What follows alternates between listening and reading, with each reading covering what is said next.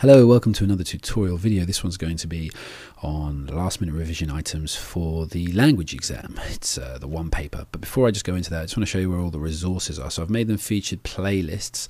So you've got C grade responses for candidates aiming for a C, A star responses for those aiming for an A, and then a complete breakdown in detail of what each question is about for the language section, what you're going to be doing, the A grade and the C grade responses compared, and then the chief examiner's comments. And that's something you probably haven't come across very much. Some of this stuff you may have already thought about. This is really, really good because the chief examiner from AQA actually tells you what the main mistakes and most common mistakes are so you can avoid them.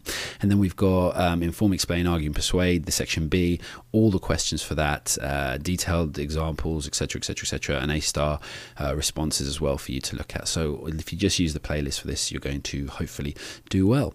Now, coming to the actual notes for this video then. Okay, so remember, the most important thing for the reading is to actually pick things out. That gets you half the marks, and the other half the marks is explaining why it was used. So for question 1, it's you're retrieving the key points. You're looking at 10 to 12 minutes. You're going to follow points made in the article and the arguments, and then pick out the points relevant to the question. Whatever you've been asked to focus on, pick them out. You're looking for 4 to 6 points with evidence, the quotation embedded. Now the higher grades here are going to consider other relevant angles and infer. So whatever the arguments are, you look at different angles of the arguments as well and add them. So that inference there is really, really important, and you look at other relevant angles. Question 2 then. In question 2, the skill we're looking for is analysing and linking items in the presentational pieces. So we'll be looking at the headline of the picture and then linking them to the article some way. So you'll be looking at the presentational devices and the layout, and you're thinking there of font, color, placement, picture, headline, captions, puffs, etc., etc., etc. And you're going to comment on how pictures are relevant to the text. Again, you're looking for 4 to 6 points, 2 and 2 or 3 and 3. Well, I've split that up there because that's going to be maybe 2 and 2 from the headline and 3 and 3 from the picture and the article, depending on how you want to break it down. But you have to have your points with evidence and reference. So of the 4 to 6, remember, half of it's going to be focused on the headline and the subheading, and the other half is going to be focused on the picture. So make sure you've got that balance in between. Don't just write about one or the other, because the question will always ask you about both. And for higher grades, people looking for higher grades in this one, you're going to be looking at multiple meanings. So when you say the picture represents this, say then it could also refer to, and it also does this. So talk about the multiple layers that are coming across, because that is more perceptive.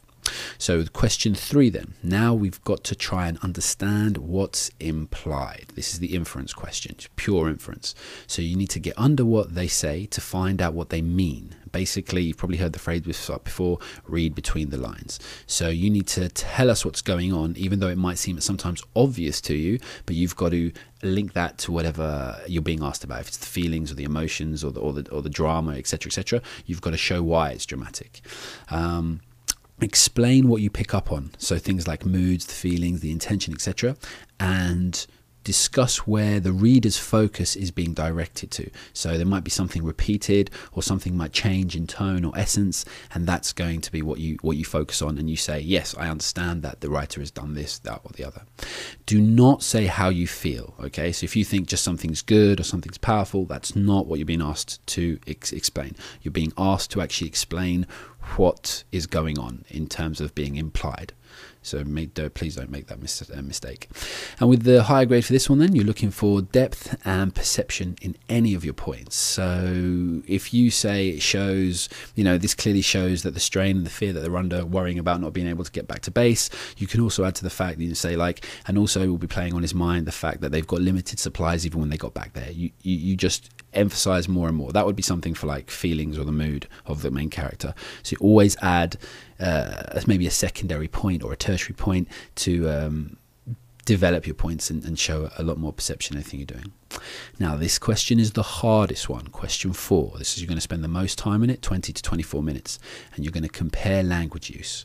So basically what you need to do is point out what is similar or different in the language of the text and their effect. So that's both of them. So it's not just whether they use the same words, it may be if they do different or similar things for different effects. So you'll be talking about the language style. Maybe it's humorous, maybe dramatic, maybe formal, maybe warning, etc., etc. You'll be looking at whether it's formal or informal. You'll be looking at what literary techniques are used. You'll be thinking about who it's aimed at.